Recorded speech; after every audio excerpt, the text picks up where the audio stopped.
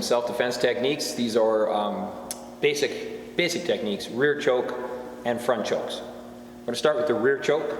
So Mr. Friesen, if you turn around, bad guy comes up from behind, 2 hands on your neck, and what you have to do is remember some sort of a shock, whether it's stomping on their foot, driving your hand straight back into their groin or elbow into their gut, whatever it is, some sort of a shock. Then one hand is going to go up in the air.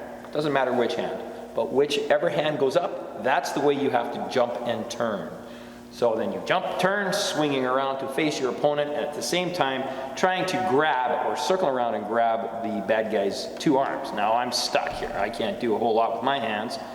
Retaliation, 1 strike in the face, guard, and then leave the scene. And that's the rear choke. We're going to do a front choke. We're actually going to do a number of front chokes. The first one we're going to do is very simple.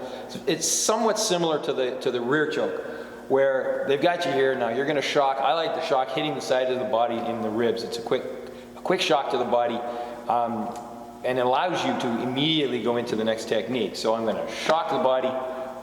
One hand comes up, and this time I'm bringing it down across his wrists, as high up towards me as I can. The closer to him, the weaker the strike and the release will be.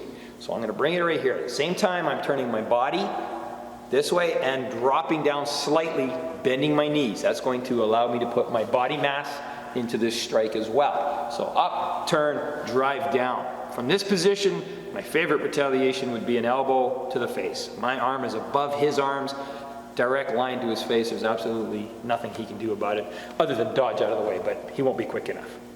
So that's one front choke self-defense. The next one we're going to do is called over and under. Mr. Friesen is going to explain this one. All right, so from here, same thing. You always want to start with your shock, and then you're going to take one hand and go over top of their first arm, and then you're going to go underneath their second arm.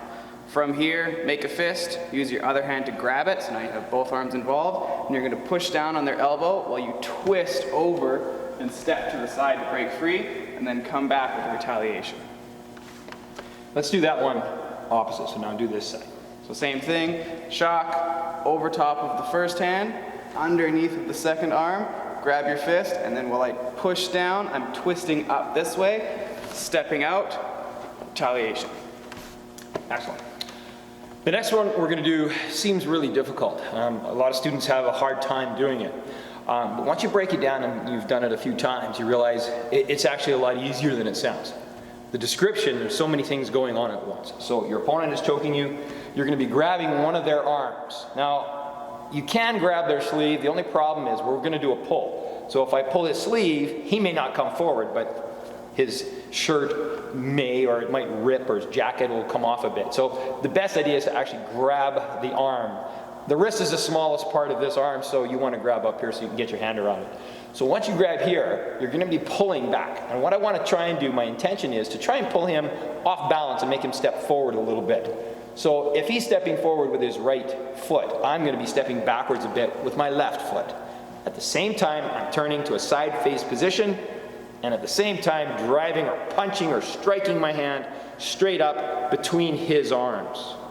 This is going to relax the choke, give me a few seconds of breath. Now, I'm not going to take those seconds. Once I've done this, I am immediately coming back with a strike, elbow to the neck. I could use a knife hand to the neck, back fist, anything that I feel will do enough damage.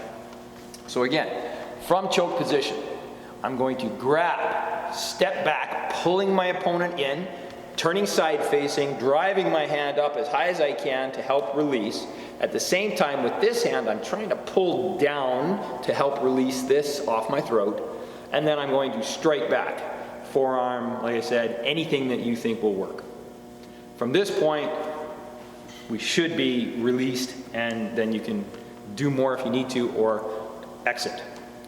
Last self-defense we're going to do for the front chokes is a straight into the throat. Mr. Friesen is going to do this one.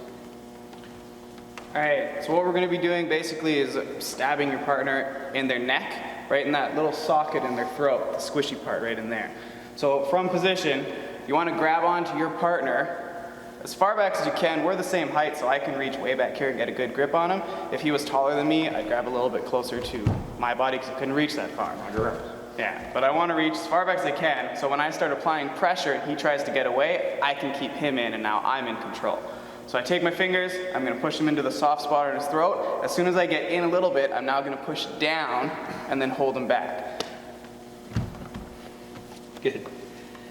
That's a very basic one. Now that one you may not want to use in a situation where someone is really trying to kill you, but perhaps there's a friend, or who knows the scenario, but it's not what you think as life-threatening. Some friend fooling around, he grabs you, starts choking you, and it's hurting, and you need to get away. Well, this one will encourage them to let go quite readily. Somebody that's crazy and is trying to kill you, that may not work, and you would likely have to do one of the other ones. So there are the rear choke and 4 front choke self-defense. Solid. But what I'm going to do is strike on his wrist here, pushing that way. At the same time, strike